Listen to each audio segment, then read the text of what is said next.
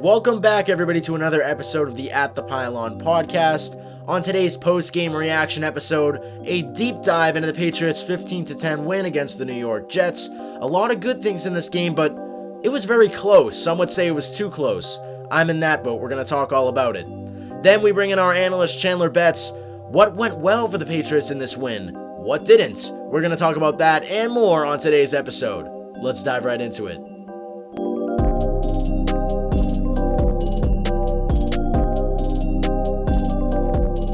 Back, everybody, to another episode of the At the Pylon podcast. My name is Nick Antonakas, and this is a post-game reaction from the Patriots versus Jets Week 3 matchup. Pats get their first win of the season, 15-10, their 15th straight win against the Jets, and 15 points on the board for New England's. Was it something that we loved to see? No, because the fashion of our win, at least this Sunday, was not very convincing. I think we played better in games that we lost this season, aka the Eagles game, than we did this game. Let's just start with some positives before we kind of dive into the negative aspects of this game. But regardless, a win is a win for New England. They needed it bad, and they got it. So I guess our first positive is kudos to you guys. You finally got a win. Good job. Now, our defense, that's a positive. We looked great against the Jets offense. Were they really a threat in any fashion? No. We basically had a high school quarterback in Zach Wilson at the helm for the New York Jets against a pro NFL defense in the New England Patriots. Their offensive line, at least from the Jets' perspective, wasn't a huge help to Wilson, but that doesn't really matter when you just have absolutely no pocket awareness. This guy was literally collapsing before the Patriots were able to even sack him, as we saw in the first quarter. And then, when he was going to get sacked, he couldn't throw the ball away. It's like it was glued to his hands. Zach Wilson is another topic, though. That's basically besides the point, his poor play. Some positives start to stem at our pass rush. I said last week, one of my keys to the Pats winning this game, you got to get to the quarterback. They did that very well today, especially in the first half before David Godchuk and then Aquale went down. Aquale and Godchuk, both two huge aspects of our defensive line. And we started to see the effects of the defense slipping up a little once those two went out. I'll get into that after. But more positives, Christian Gonzalez, incredible game. And I would say from all the pieces on the Jets offense, Garrett Wilson, an extremely talented wide receiver, former offensive rookie of the year, matched up against Gonzo. Gonzo made him basically non-existent today. I think the guy had 3 receptions. At one point, I think in the third quarter, before he had that reception towards the end of the game, which we'll talk about later once again, he was 2 receptions for 5 yards. Gonzo had this guy on lock. It was just crazy how quickly he's developed into one of the top corners in the NFL. Just goes to show you how great our defensive scheme is here in New England. And that ties back, ironically, to the J.C. Jackson story out in Los Angeles. Former Patriots cornerback, of course, was marked a healthy scratch despite his $80 million paycheck that's coming in. Some believing that he should have just stayed in New England's defensive system. Not again to take away from Christian Gonzalez, who played incredible, but also you got to contribute some of our secondary success to our defensive structuring, which on paper our secondary was shorthanded this game with Jonathan Jones, Jack Jones, and Marcus Jones all out. So kudos to the defense and the secondary, especially for holding down the Jets. On offense, not too many positives. I will give my flowers again to Mac Jones. Although it didn't pop up on the stat sheet this week, only 200 yards. He had a touchdown. I think he went, 15 for 29. Not a very impressive game from Jones. You got to give him credit. He's going up against an extremely tough Jets defense. But, he made some good throws. That throw to Pharaoh Brown for the touchdown, Patriots' only touchdown of the game. Sure, it was blown Jets coverage, but it was a great throw. Mac was under pressure. he did have some clean pockets throughout this game, so I guess an improvement from the offensive line is something to recognize, because the fact of the matter is the offensive line did improve this game, but that's basically where my positives end and we start to transition into the negatives. This game was a 15-10 final score. 2 of those points came from a Patriots safety. 7 of those points came from a Patriots touchdown. That leaves, you do the math, 9 to 10, 11, 12, 13, 14, 15. That's 6 points for the field goals. It was just a non-existent game from the Patriots offensively, which is something that really hurts me to say, because I really thought our offense was on the up and come compared from these last 2 games that we showed flashes of greatness, but things just really deteriorated again today. Give them the benefit of the doubt, I will. Jets defense is a great defense. You can't discredit the Jets defense. We say it all the time. The Patriots say it all the time. Jets have one of the best defenses in the league. Sure.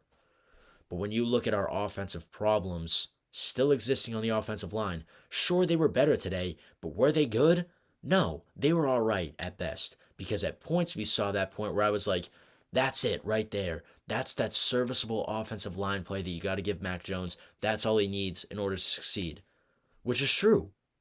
And was Mac still succeeding regardless? Yeah, he didn't throw any picks today. Was he under pressure? Yeah. Was he still making completions? I guess. Less than usual, but sure. He was still serviceable in this game, considering the offensive line in front of him. The problem starts at the run game, which is something that we drilled over and over and over in this game, and we could not get it rolling for anything. You look at Ramondre Stevenson. He was a superstar last year.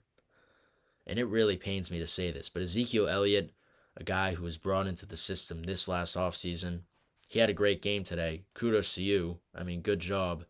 I don't even think he rushed for 100 yards, but, he was out there a lot, and he was getting a lot of reps. He was getting some good runs there towards the end of the game, but it doesn't matter when you're just chunk playing for like 2, 3, 4 yards. Zeke had a couple of dynamic runs. He made some things happen with the offensive line in front of him, sure. But our run game was just absolutely non-existent today.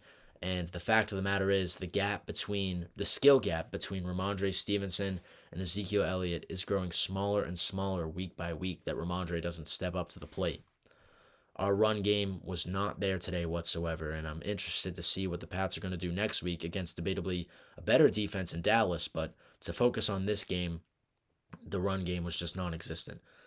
Why, you ask? The same issue that I believe has stemmed from most of the Patriots' issues on offense, the offensive line. I'm going to take you to one specific example in this game that I have written down here in my notes. Let me just find it. Here we go. Patriots' offensive line, like I said, let me preface this, it was an improvement. Chandler and I talked last week about how this offensive line is really disrupted, and they disrupt the momentum of the offense in the process of being disrupted themselves, whether that's a personnel change, an injury, etc. The offensive line was having an okay game up until Cole Strange went out with a knee injury. He did not end up returning to this contest. In comes Antonio Mafi after a Juju blindside block that sets us up at 2nd and 21 deep in our own ends. This is on one possession. Trent Brown, false start. Jets fans go wild. You think we're out of the woods yet? We just saw a Juju penalty. Now the Trent Brown false start. We're not even done. Next play, Mike Uwenu, false start again. And these are the things that just rally the Jets. They just got absolutely gassed up. And we end up punting the ball back to them. Just like, it's like a present, gift wrap for them. And there were so many of those thrown at the Jets by our offense. A gift wrap present. Here you go, Zach Wilson. Here you go, Robert Saleh. Get back into this game. It's gift wrap for you. It's a present. It's free. Go ahead. Our offense gave them so many chances. And God bless Zach Wilson for sucking, because if it wasn't for him playing so bad this game, Patriots would have lost. And that's just a fact. But luckily, our defense was able to hold down the fort and hold them down for the most part. Besides that one Jets defensive stretch, or offensive stretch, I should say, they did a lot of no huddle. Zach Wilson was throwing on first down, which was throwing off our defense. Defense got gassed. They went all the way down to the red zone, which were the only set of red zone plays all day. And then the Miles Bryant pass interference call, which we all saw. It was third down. Judon's chasing down Zach Wilson. It looks like he's going to air it out. He does. Miles Bryant gets a push off. Was it a sell on the Jets' part? Yes, but it was still a penalty. That set them up at 1st and goal, and they cash in their first and only touchdown of the game. That was really the only defensive gripe I had with New England all game. Other than that, I thought they played fantastic. But these constant chances that New England gave the Jets to get back into this game is just embarrassing. And a win's a win, sure, but we got to turn the ship around quickly. And while we solve some problems going from one week to the next, it's like newer problems appear. Why were the Patriots so passive on offense? Why were we constantly running the ball in a system that wasn't working? That's when you turn to Bill O'Brien, who has been flawless these first couple of weeks with his play calling. Why are we playing so passive? Why are we playing like we won? Because if we didn't do that, if we actually ran a balanced offense, sure, we would have still saw some of those great Zeke runs, because on paper they were good. But if we mixed in some more pass plays, played like we were actually still in a game, that ending wouldn't have been nearly as close as it was. And just to close off this little segment before we bring in our analyst Chandler Betts, we go to that final play of the game. One last chance for the Jets to get back into it after yet another failed attempt at converting for New England. We punt it back to the Jets. They're down 5. Zach Wilson, 8 seconds left, airs it out to the middle of the field. Garrett Wilson makes an incredible catch. Jets run down. They spike the ball. I don't think they got the spike off in time, but that's besides the point. Still have the ball. They air it out to the end zone. Randall Cobb, it goes off of his hands. They were this close, a couple fingertip lengths away from winning this game.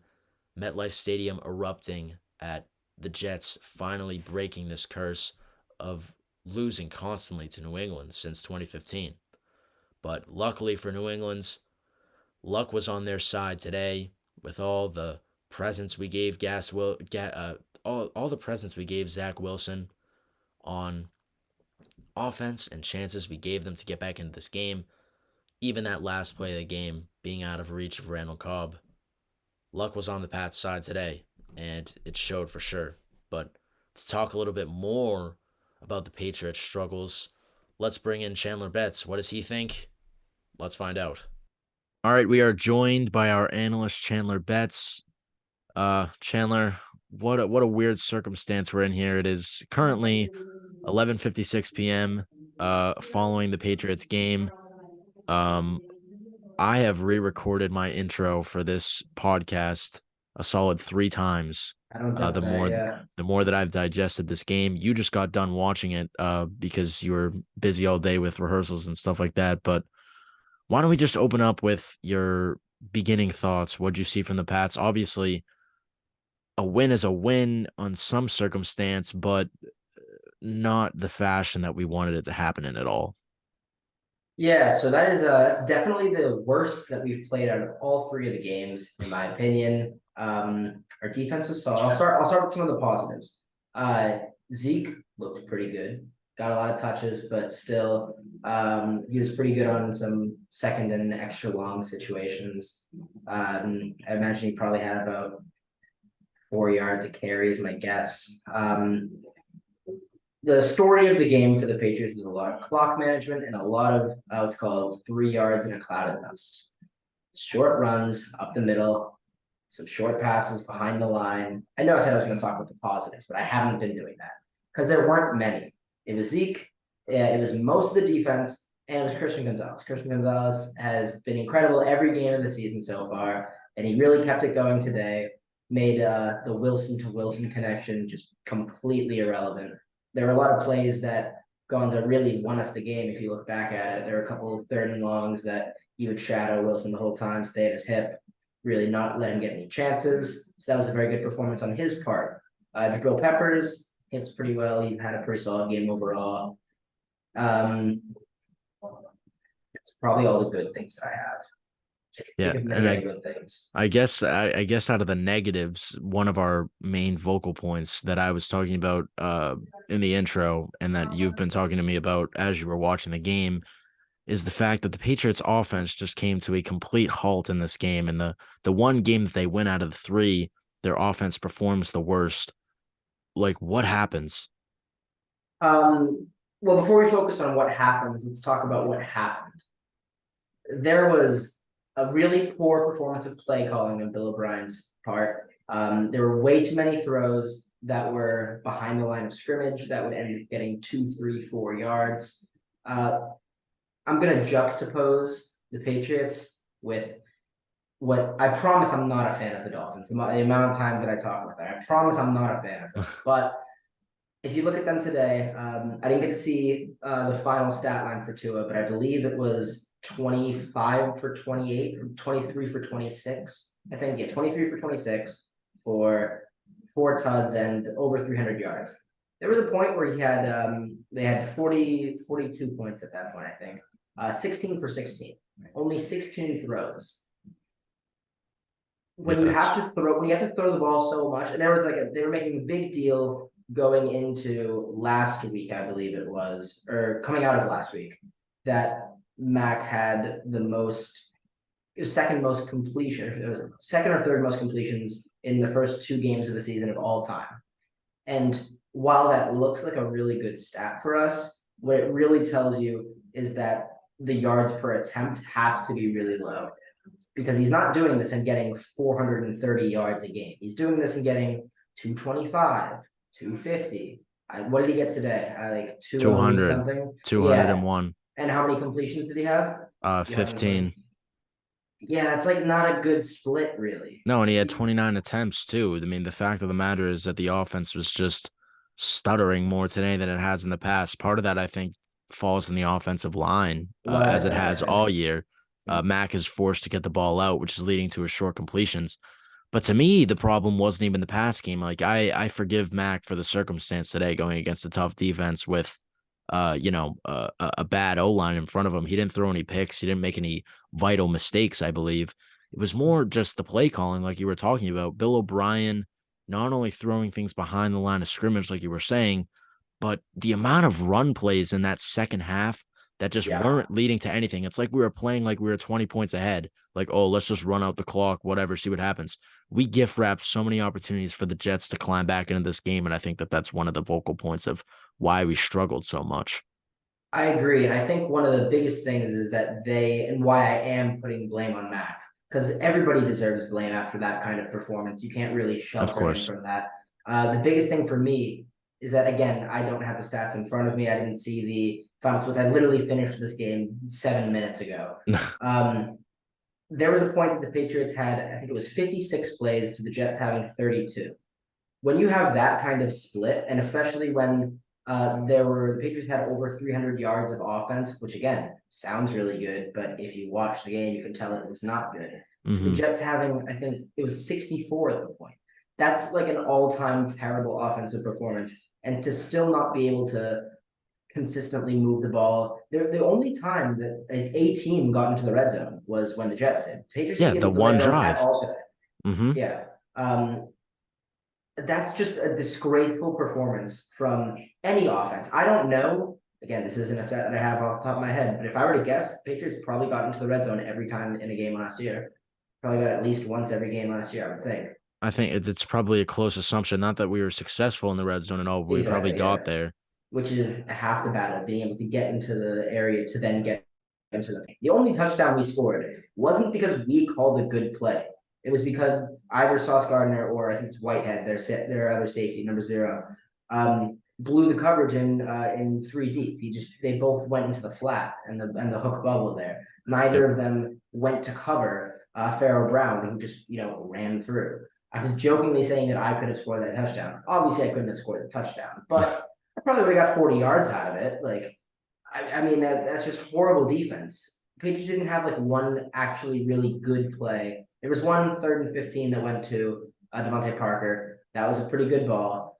But Mac had more bad throws than he had good throws today. There were some that Romo was trying to explain away that I didn't agree with. There was the one to Demario Douglas that he was saying that because it was an outbreaking Yeah, route that he yeah, had the to. out route, no, that was an overthrow. Because even if he went out, it still would have been overthrown. I kind of agree with you there. But I mean, Yeah, and there was besides that also throw, I yeah. thought Mac was pretty decent. Well, there was also the one to Juju. I think you're thinking about the one that went to Juju to the right side of the screen. That was an overthrow there. I was talking about the Demario Douglas one that was an underthrow. Towards I think the throw ended up on like the 10 or 15 yard line. He threw it under him, trying to get him to come in up and towards the corner. Oh, I That thought that was an overthrow. I know I'm thinking of the same play as you. He kind of just went cut and he wanted him to cut outside, Romo was saying, towards the sideline. He yeah, wanted him to cut. I yeah, thought but it he went had over it. his head, but was it No, short? It might have it been was short. short. Yeah, it was short. He was trying. Demario was trying to adjust late and catch it at his feet, but no, it was just a really poor throw. I thought there was an entire corner of the end zone that could have been taken based on the route, or he could have tried to squeeze it in, kind of like Zach Wilson did in that cover two hole shot, that one good throw that he had all game. Um, yeah, Mac didn't look good. Ramondre especially didn't look good. Zeke, I'll say he looked okay, but I'm not going to say he looked good. The offensive line looked significantly better when Quinn Williams wasn't in, but when he was, it didn't look good. Even even when he wasn't in, they still didn't look good. Hunter Henry didn't really do anything. He was fine. Demario Douglas is the only dynamic player on this offense right now, and it says a lot when Bill will still bench him after muffing a punt that Oh God, yeah. they didn't even draw. Yeah, he just bobbled it a little bit, and then next thing you know, Jabril Peppers is out there receiving punts. Sure, the Yeah, guy could return punts in college, but this is not yeah, college anymore, and we need you on the side of the ball that yeah, is responsible for defense. But in terms of the O line, I was saying in my open that I did think that they improved this week compared to their previous weeks, but it still just was not good enough. At points, we saw that Mac had a clean pocket. The yeah. throw before the touchdown pass to Pharaoh Brown, I was talking about. Jones had a Yes. nice pass to Mario Douglas, actually. He Yep. had a relatively clean pocket there. But Mac being able to stay poised in the pocket when it's collapsing around him is just like a science for the Patriots at this point, it seems, because Yeah. it's been such a lack. But this lack of star power on offense leads us to another question. It's a point that you were making a couple weeks ago that we're missing that 5-star player. You and I both said maybe Ramondre might be that 5-star player, but every week we seem to see the gap between him and Ezekiel Elliott, who was supposedly washed last year in Dallas, grow smaller and smaller every week. So what's the deal here in terms of a Patriots superstar needing to emerge? Do we have potential on the roster? Because I'm starting to lose hope that we do. Um, in short, no. In long, no. We don't have enough talent. Uh, Hunter Henry, again, like I've been consistently saying, he didn't today, but he has been impressing me. So I'll give credit where credit's due. Demario Douglas has sort of emerged as that person who will just, kind of end up open. Maybe he catches it, maybe he doesn't, maybe he gets the ball, maybe he doesn't, maybe he even plays, maybe he doesn't. That's a whole nother conversation to be had. Mhm. Um, Kendrick Bourne looks good, maybe 3 plays every game. And when he looks good, he looks good. But he's also he's typically getting the ones from their number one corner, and he's gone Yeah, Sauce against. was on him the majority today. Yeah, to his credit, he's gone against Slay, he's gone against Xavier Howard, and he's gone against Sauce. Those are 3 of probably the top 6 corners in the league right now. So I can't be too mad at him. But that's the point when you come down to when you are the number one wide receiver, you're tasked with facing their number one wide receiver.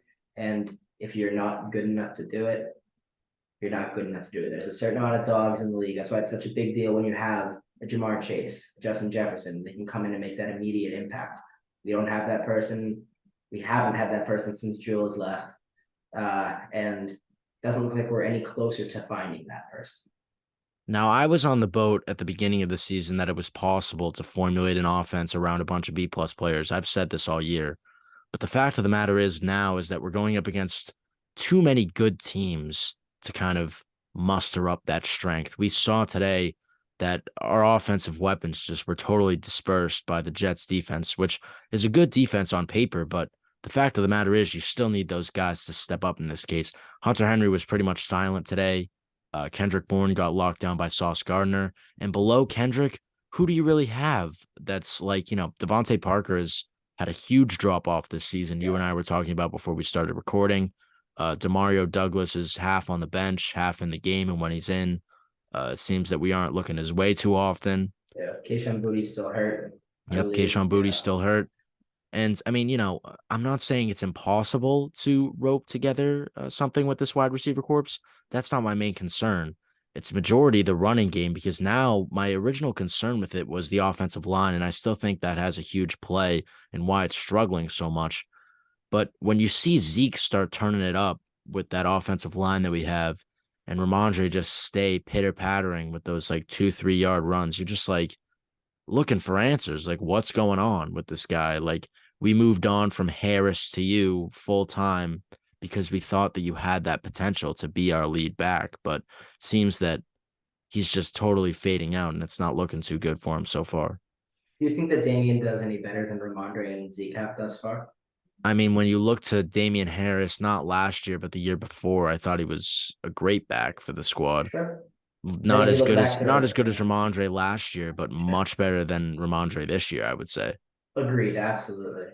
But regardless, the Pats, in a time like this, it really makes you sting that we didn't get a deal done with DeAndre Hopkins because although some would say that, he's older, you might not want to bite on someone older like that.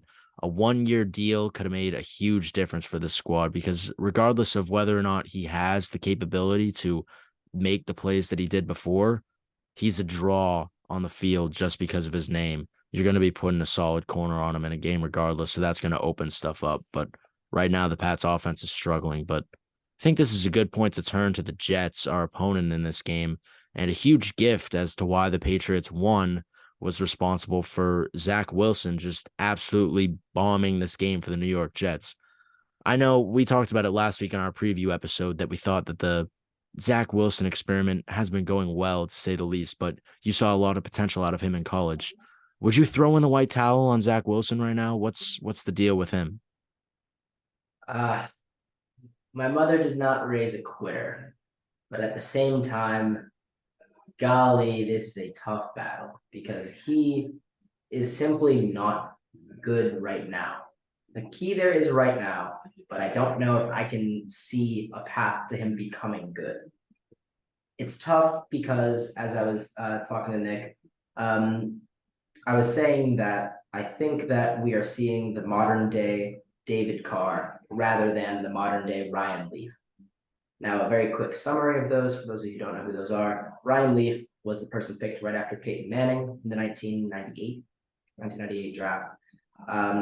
He was highly touted as a better prospect than Peyton Manning, but ended up being out of the league in 4 years, ended up getting arrested, had a lot of character issues, had a lot of on the field issues, skill issues, and simply just wasn't a good enough quarterback. David Carr, on the other hand, was the first ever pick for the Texans in their expansion in 2003. And he became the most sacked quarterback of all time in his rookie season. He had no talent around him. His career was ruined. He ended up being a career backup. Won a Super Bowl, though, with the Giants against the Patriots in 2011 as their backup. But wasted talent, wasted quarterback. And I believe that's more akin to what we're seeing in the modern NFL with Zach Wilson. Because had he had the luxury of, and this is not to compare these two at all, but if he were to have the luxury of a Mahomes of being able to sit behind an Alex Smith for a year, if he'd had the luxury of, I don't even know, and a bunch of people, there are a bunch of different examples of quarterbacks being allowed to sit for a little bit. Jordan Love's a good example, actually. He even got to sit for 3 years. And whether you think he's looking good or not, statistically, he's looking good. He hasn't really passed the eye test for me yet. But the Looking better than Zach luxury, Wilson. by far, yeah. And being able to sit behind a quarterback who knows what they're doing, who can show you how to operate in a locker room, shows you how to say what you want in an offense. That's one of the most important things.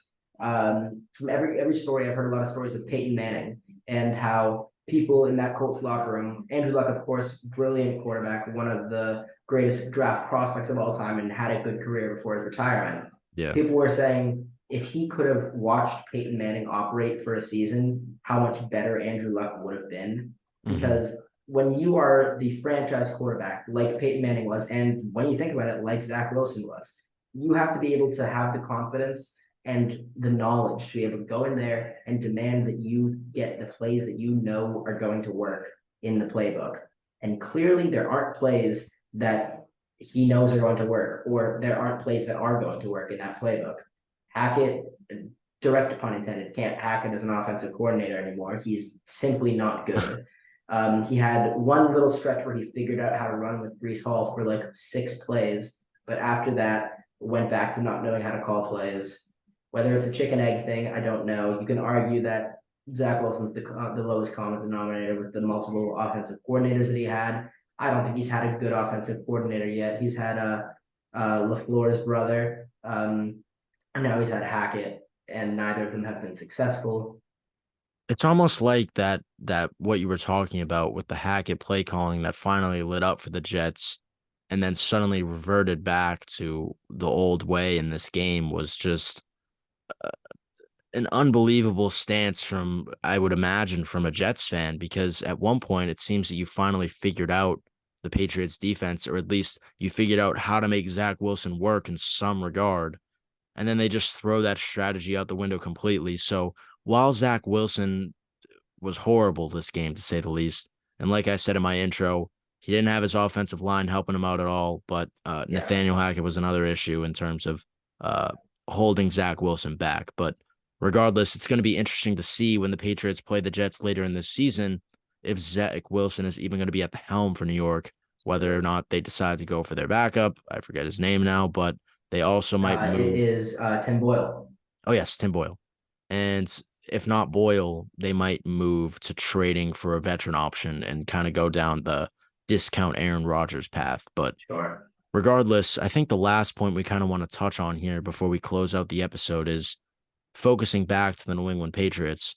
A much needed first win for the team in this game. They go now 1-2. They got Dallas next week. We'll have a preview episode coming for you later this week. But the main question heading into that game, coming off what was probably the worst game that we've seen from the Patriots so far this year, despite it being their only win, is, are the Patriots any good? Like, do they have any hope for the playoffs? Like we were saying last week, I was saying that I could see this team in the AFC Championship. Thank God I put my tail between my legs and I backed off the idea that they had a better shot than the Dolphins, because we saw this past week the Dolphins obliterated Denver Broncos by a score of 70-20. Yeah, it's the But greatest offensive performance any team has ever had. And then I don't think it's close either. but the question begs now, did the Pats have a chance at the playoffs? It was still very early, still 1-2, but based off right now, do they have a shot? Let's operate as if they do. I'm gonna say no, but let's operate as if they do. Okay. How many points do you think the offense has to score every game to have a chance? How many points do you think that's To make the average? playoffs, Yeah. we got to average probably 24 points. And do you think we can do that? That begs the question. I mean, I think it's possible. I Not think absolutely not. not today. I There, mean, today we yeah, didn't see that, of course, but next week we play Dallas, for example, right? That's probably a better defense than what we're facing off against the Jets, of course. much, yeah. Even But without Trevon Diggs, yeah. but now we're starting to get close to the territory of Reef working his way off IR. Colt Sure. Strange, obviously, we saw got shaken up in this game, but we're hoping that it wasn't anything serious with his left knee, coming back next week. But the only thing that I have to say in terms of why I believe that the Pats still have a shot at playoffs despite this dark performance here is that there was so little of a factor that needs to just flip in some of these games in order for things to change. And I think that's the issues, at least, that the Patriots have faced so far this year are minimal enough that they can actually flip them despite the tough schedule. At least when we look at this schedule, I think there are a lot of teams coming up here that the Patriots could beat. I think they were just faced with an incredible tough start to the season, and they've played, hopefully, their worst game of the season this week against the Jets. Again, I'll say the same thing I said last week. It's a very early stage to develop right now and see where this team is going to go, because the fact of the matter is we're only 3 games in. But when you look at this team and the potential that they've shown, I think that they could slip into the playoffs in a wild card spot. I think But it's an interesting take. I'd love to see it happen.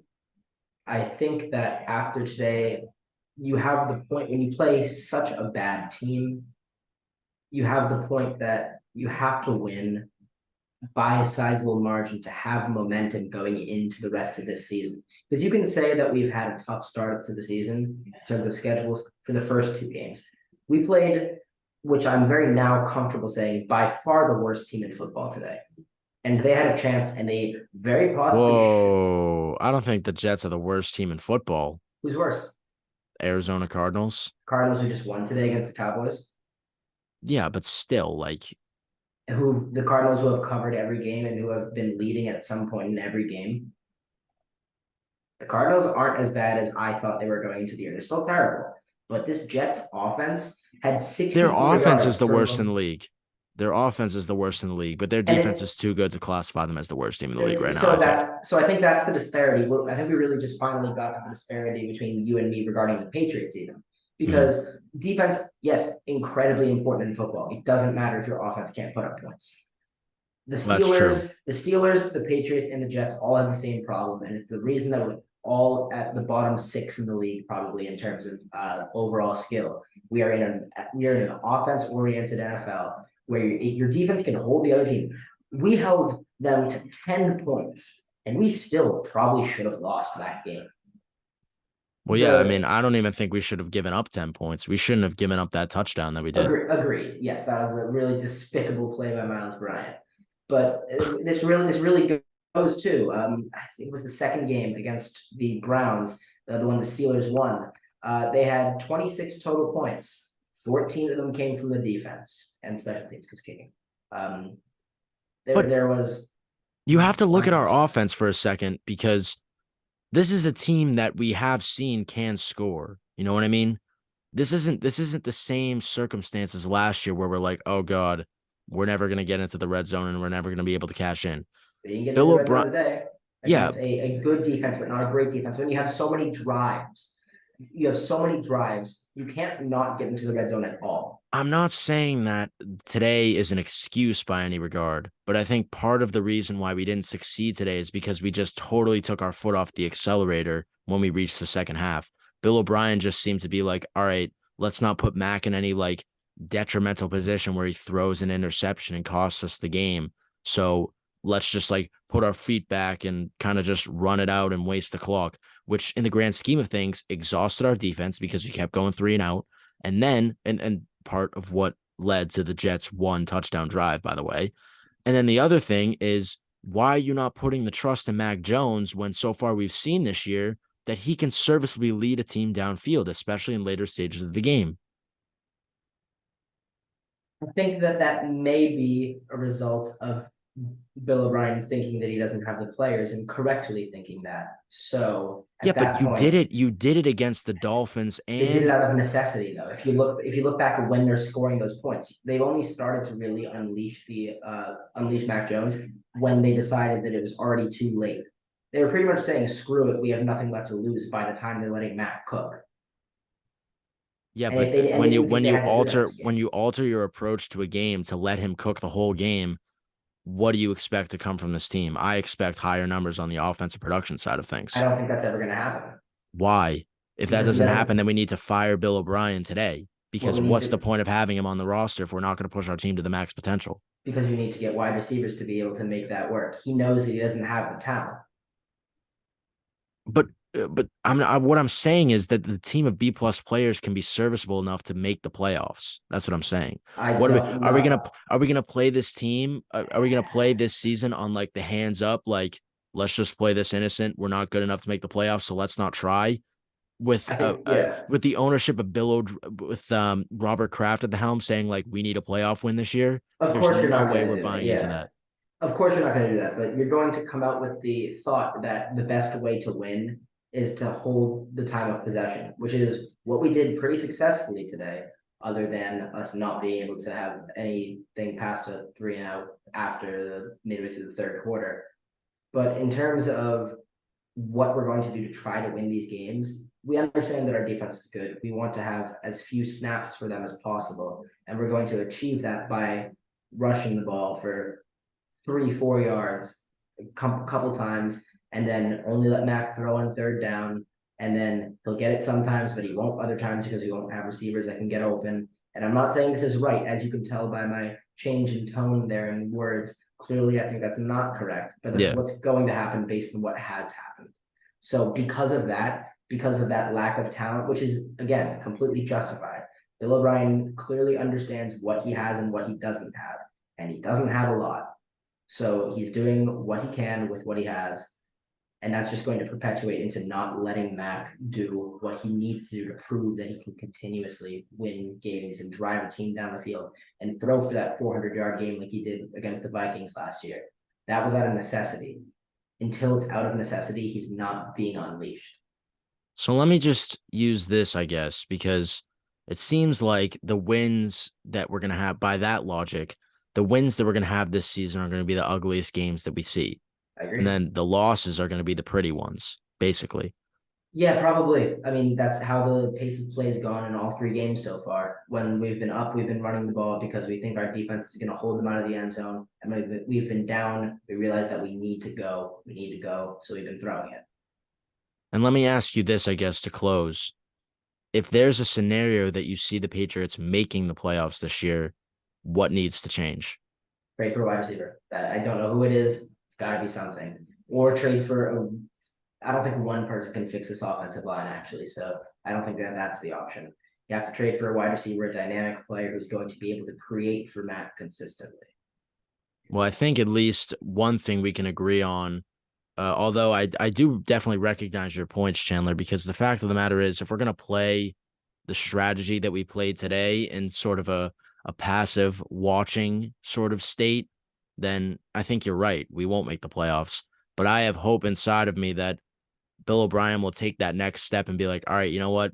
We're going to buy into Mac Jones, give him the torch at least to try and lead us through the woods here. And, you know, if he gets lost and gets killed by a pack of wolves, like, I guess that's his problem, but we need to kind of give it to him and give him that opportunity to lead us out of the woods. So while I hope that happens, I think trading for a wide receiver would make things a lot easier. But one thing we can agree on as we close out here is that this game against the Cowboys upcoming this Sunday at 4:25 is going to be the most important game for the Patriots all season. It feels like every week we're faced with a new game that becomes more important than the last.